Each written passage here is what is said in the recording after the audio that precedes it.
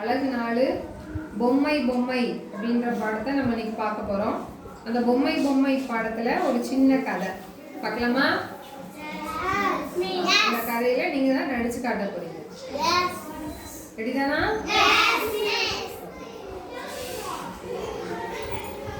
மேனகா பாட்டியும் தாத்தாவும் ஊரில் இருந்து வந்திருந்தார்கள். மேனகாவுக்கு ஒரே கொண்டாட்டம்.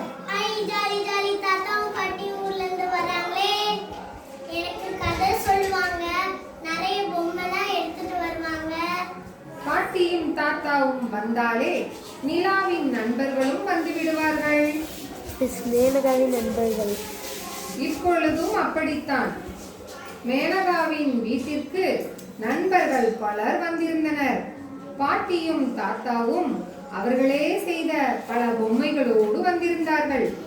பொம்மைகளை பார்த்ததுமே எல்லோருக்கும் ஒரே மகிழ்ச்சி. நீங்கள் விரும்பும் ஒரே மகிழ்ச்சி.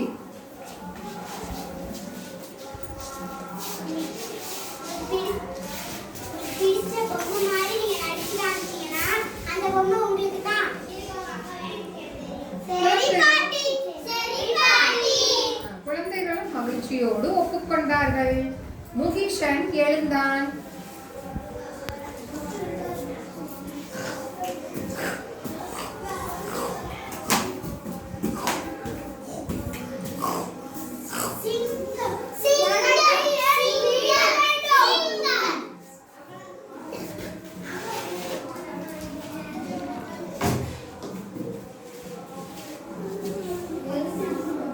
மண்ணால் செய்யப்பட்ட குகை பொம்மையை எடுத்துக்கொண்டான் முகிஷன். சிரித்துக் கொண்டிருந்த சரண் திடீரென்று எழுந்து நின்றான். பின்னால் சிறிது தொலைவு சென்றான். வேகமாக பாய்ந்து ஓடி வந்தான். அவன் சீறி பாய்ந்து வந்ததை குழந்தைகளுக்கு பயமாக இருந்தது. பாய்ந்து சென்று சிறுத்தை பொம்மையை எடுத்துக்கொண்டான்.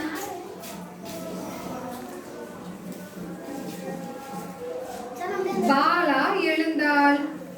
கையில் எதையோ வைத்திருப்பது போலவும் கடையிலிருந்து பொருட்களை வாங்கி வைப்பது போலவும் நடித்தாள். எனக்கு தெரிந்து விட்டது, வண்ணத்தால் பைதானே. அந்த அழகான பையை பாலாவிடம் கொடுத்தாள். வண்ணத்தால் பை. முத்து எனக்கு நடிக்க தெரியாது, இதை என்ன செய்வேன்? நீதான் நன்றாக புதிர் சொல்வாய். பொம்மைக்கு ஒரு சொல். ஓ, சொல்கிறேன். முதிரோட்டை சுமந்திடுவேன், நீரில் நீந்தி முழுகிடுவேன். நான் யார்? ஆமை பொம்மையை எடுத்துக்கொண்டாள்.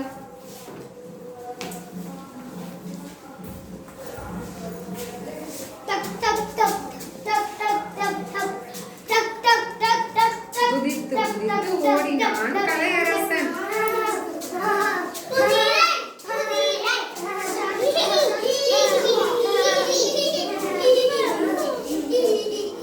குதிரை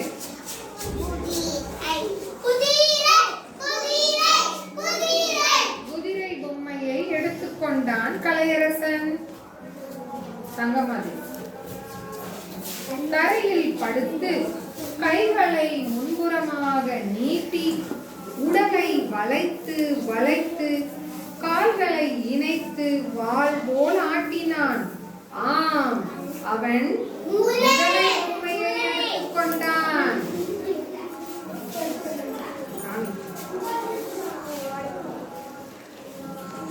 மதுக்கரன் கைகளால் ஏதோ பானை போல் செய்கை காட்டினான்.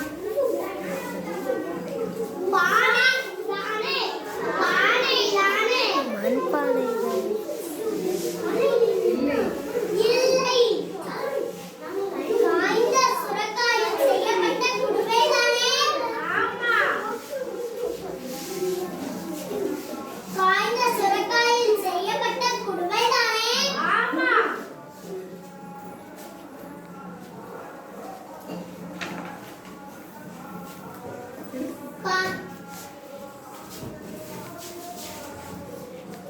அடுத்து நான் தான்.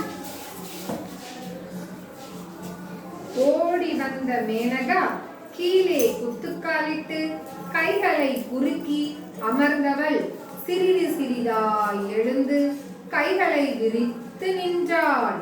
இங்கே இருக்கும் வாழை மர பொம்மைதானே என்றனர் குழந்தைகள். வாழை மர பொம்மையை எடுத்துக்கொண்டாள். நின்று கொண்டிருந்த வெரோனிகா சட்டென்று கீழே உட்கார்ந்தாள். 2 கைகளையும் முன்னால் ஊன்றி தத்தி தத்தி குதித்தாள்.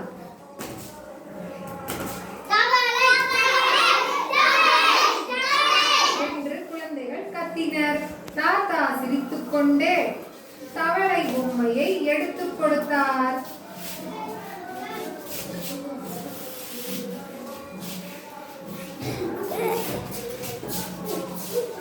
கல்லின் மேல் தவளை உட்கார்ந்து இருப்பதை போல பொம்மை குழந்தைகளுக்கு மிகவும் பிடித்திருந்தது.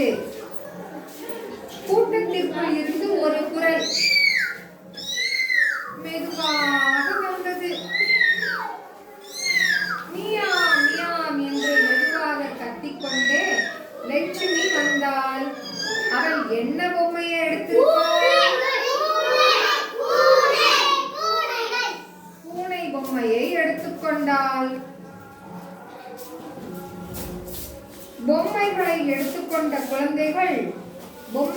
எடுத்துக்கொண்ட குழந்தைகள் மகிழ்ச்சியோடு விளையாடுவதை பார்க்க பாட்டியும் தாத்தாவும் ஆர்வமாக இருந்தனர். ஆமாம், குழந்தைகள் அவர்களுக்கு சத்தமின்றி ஏதோ பேசிக் கொண்டிருந்தனர். அப்படியே எல்லோரும் எங்கோ சென்று விட்டனர். பாட்டிக்கும் தாத்தாவுக்கும் ஒன்றும் புரியவில்லை. ஒருவரை ஒருவர் பார்த்து கொண்டனர். சற்று நேரத்தில் கைகளை பின்னால் கட்டியவாறு எல்லோரும் மெதுவாக நடந்து வந்தனர். அவர்கள் முகத்தில் குறும்பு சிரிப்பு இருந்தது.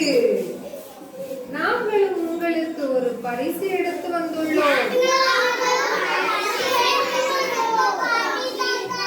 என்றவாறு கைகளை முன்னே நீட்டினர். அவர்களின் கையில் என்ன இருந்தது தெரியுமா? பாட்டி தாத்தாவின் புகைப்படம். நான் வரைந்தேன்.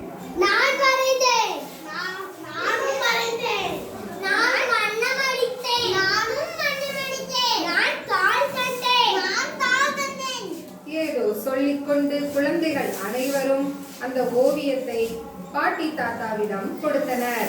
பாட்டியும் தாத்தாவும் மிகுந்த மகிழ்ச்சி அடைந்தனர்.